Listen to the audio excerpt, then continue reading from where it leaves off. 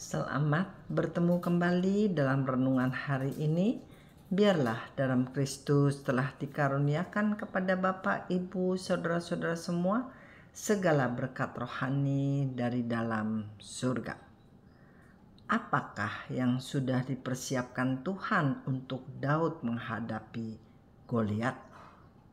Seperti yang kita tahu, Daud membuat seorang Goliat mati hanya dengan 1 kali lemparan batu.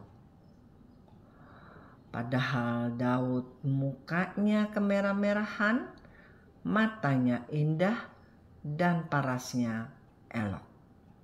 Sebaliknya, Goliat tingginya 6 hasta, di kepalanya ada ketopong tembaga, berat baju zirahnya 5.000 sikal tembaga, memakai penutup kaki dari tembaga, dan di bahunya ia memanggul lembing tembaga.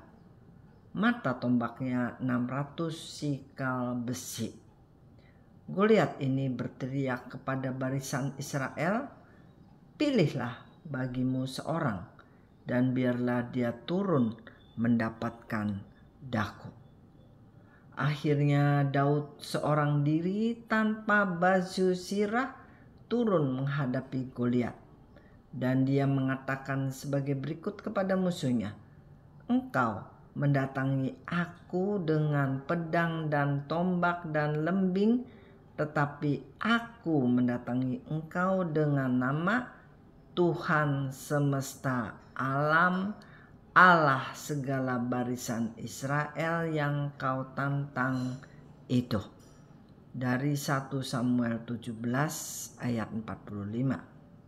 Saudara, apakah yang sudah dipersiapkan untuk Daud dalam kehidupannya sehari-hari?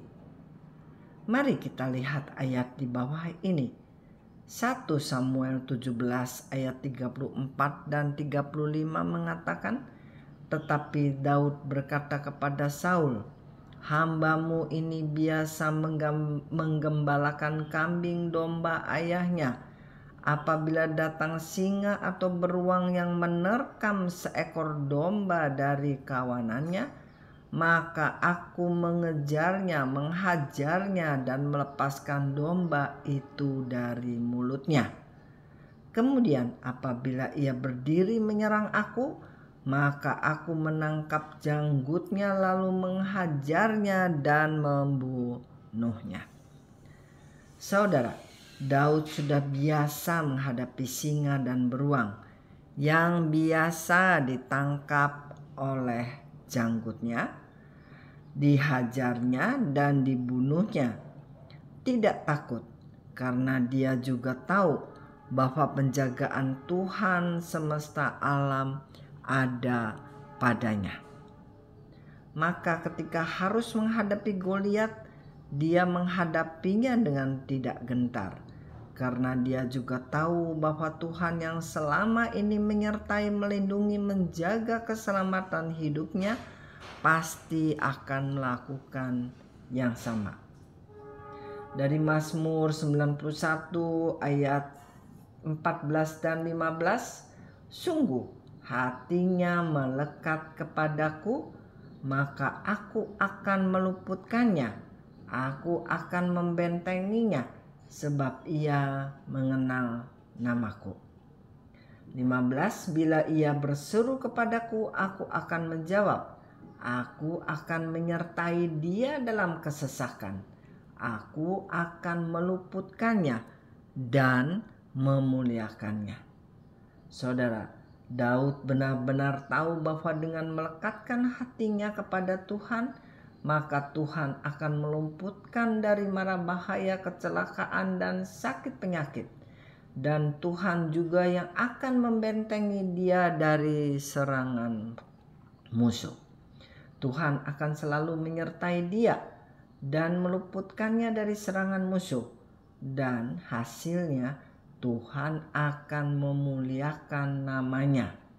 Bukan dirinya yang berusaha untuk menjadi mulia, tapi mahkota kemuliaan didapatkannya dari Tuhan. Pada saat ini saya mengajak Bapak, Ibu, Saudara untuk benar-benar melekatkan hati pada Tuhan.